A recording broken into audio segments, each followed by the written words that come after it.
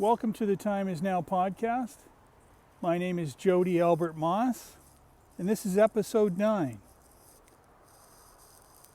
When we first moved into this house, there were trees in the backyard, tall trees, I'd say maybe 30, 40 feet, black locust trees, and they were overhanging the house, and they were pretty much shading the whole backyard. And we had those trees there for a long time. And the reason I'm mentioning them is I want to share a little fairy experience. Fairies, elementals, earth spirits experience that we had here. I would go around the property and I would harmonize the energies. I would follow my intuitive voice, and wherever I felt that tug, that pull, that something could be done to help enhance the energies of the property, I was drawn towards it. And I do a lot of work with natural stones, so I would hang stones in these spots. I would get some string, tie small stones or bigger string, sometimes I use rope, and I would find a tree to tie it in, and I would just listen to my intuitive voice for the length of the string, for the distance above the ground. Where did it feel right to me? And that's what I did around the whole property. Where I couldn't find a tree to tie a stone in, I'd put it on a fence post, or I'd balance it in the crook of a tree. There are no real rules other than the fact that we're being very intuitively guided and to give it a try. It doesn't really matter what kind of stones you use, preferably stones that you've found on the property. But if you tune in, if you spend some time outside, you'll feel spots on your property that feel better than other locations. And that's what you do. You just go around, balance stones. Sometimes I put sticks in the ground and tie colored ribbons to it. It's all frequency, energy, enhancing. I even created a stone circle in the trees behind my house. So it's not a stone circle like you would think of Stonehenge, these massive rocks that weigh 2 tons. Just use stones the size of baseballs. Create a circle. That enhances the energies. In the dowsing world, it's been said, and you can test this using L-rods, that the energies going out from a stone circle can go out up to 7 miles, maybe more. And that's sending out harmonious energy to the property where you live and to the community around you.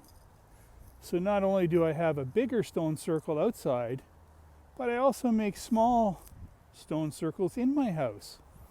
You can get gravel, little pebbles, and make little stone circles. For me, I found that it made a real difference in our living environment. So this is what I did. I went around and I would harmonize the energy on my property. I would put an offering down just to be respectful to the fairies and the wee folk. And it said that whenever there's a disturbance on the land, even just cutting your grass, the fairies will come to see what's going on. What's shifting the energy? What's going on in the world where they live? So it's recommended that you put something back. So many, many years ago, traditional peoples, they gifted me some tobacco seeds. And tobacco is sacred. It's one of the 4 medicines. Tobacco, sweetgrass, sage, and cedar. I use tobacco, so I grow it, and I dry the leaves, and then I use it to put back onto the land. So I'd have little stones around, little spots in the trees where I'd go around and put tobacco. And I still do this. And then one day, there was a huge windstorm. We have a lot of wind where we live. It comes from the west, and it really gets going. So in this windstorm, we had 3 trees out back. And again, they were higher than the house. We were always concerned because that's where my daughter's bedroom was, in that part of the house. So at any time during a windstorm, we would have her sleep in a different part of the house just to be safe in case one of these big branches came down. Well, we had along the tree line, I had 3 stones stacked, and that's where I would put tobacco down for the fairies. And then about 15 feet from the tree line was a wooden deck in the back of the house. So there was a big black locust and 2 other ones. And it was the middle one that blew over. And you know, it never hit the house. That tree, which was probably 40 or 50 feet tall, fell down between the 3 stacked stones that I had for the fairies and the back deck. Didn't even touch it. So for me, I believe that the fairies were watching out for us and protected the house and the back deck and their 3 little stones. I'll mention again that where we live, they're building all around us. Development's still going crazy.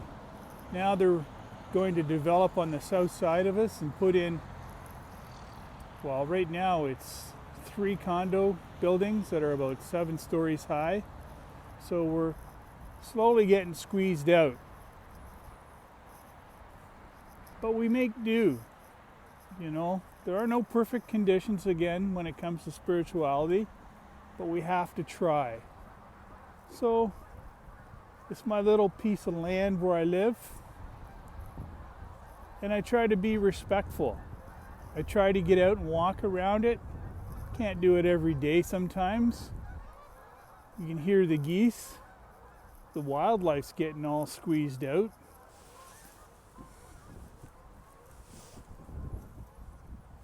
But I just go around. And like I say, sometimes I'll put tobacco down. I can put cedar down. Sweetgrass if you have it. Sage. But sometimes colored ribbons are good. Just get some, or colored thread.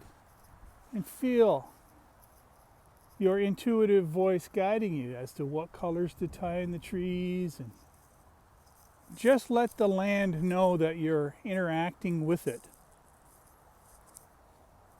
Another story comes to mind. I've always wanted a hawk feather. One day I looked down and there was a hawk feather. And as I'm telling you this, a hawk just flew out of the tree. So it's confirmation. I had the hawk feather. I had a little stone. I always pick up little stones and carry them around in my pockets. And I wanted a sign from the fairies. I wanted confirmation that they're on the land. So intuitively the information came to me that I would have to give up my hawk feather that I just found. And it was years that I asked for it. So I said, okay, I'll be intuitively guided. I got some thread, I had my little stone, and I had my hawk feather. And I walked back into the trees at the back of the property. This is where I was being called to walk. And there was a very unique tree, kind of maybe 8 feet tall. Kind of like a sapling tree, you know. Didn't have a lot of branches. It was beside a pine tree. And I was told to tie the thread with the stone in the middle and the hawk feather hanging on the bottom, and leave it in the tree. So I left it in the tree, and every once in a while I'd walk back and have a look at it. It would be hanging there, and I was just told to leave it, that a sign would be given. One day I walked back, and the feather that was hanging on the bottom, the quill, was up and sticking through the thread on the top of the stone. And it was blowing around the wind. It was in there pretty firmly. I have no idea how it happened, but I took it as my sign. And I removed it, the thread, with the feather sticking in the top of the stone, and I took it inside. Now I have it hanging in my basement. For me, that was confirmation that the fairies had heard my wishes, acknowledged them, and shown me a sign.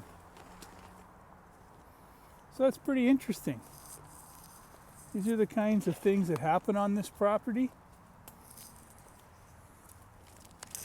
In the winter and in the fall, I'm not outside as much, but in the summer it's really nice. I spend a lot of time outside. I have my little Arcturian star lodge that I made.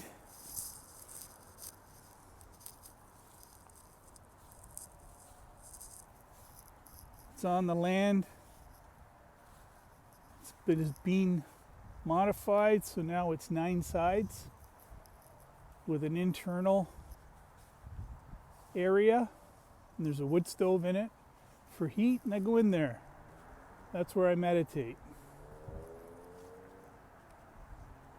It's nice to get information and act upon it.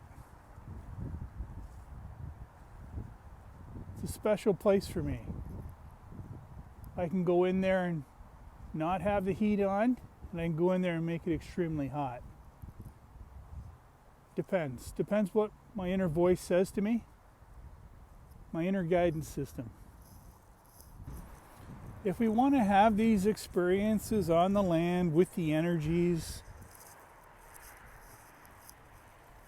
with the energy of the trees, the rocks, the grass, the fairies, the things we can't see, we need to believe. We have to know there's more going on than we can perceive.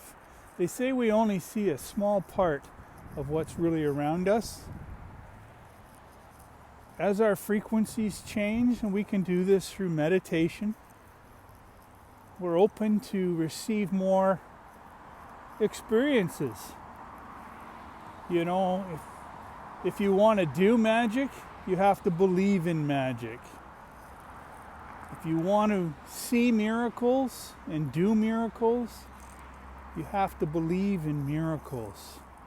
Again, it goes back to our self-work. I speak a lot about meditation, breathing, spending time going within ourselves. You know, and I found that by going within myself, I'm more open to what's around me, what's outside of me. So actually, I say, from what I've experienced, that going within is the doorway to what's without, what's outside of us. Because what it does is it allows us to experience much, much more. I hope you enjoyed those little stories from the land and my fairy experiences. Thank you for joining me, and have a fantastic day.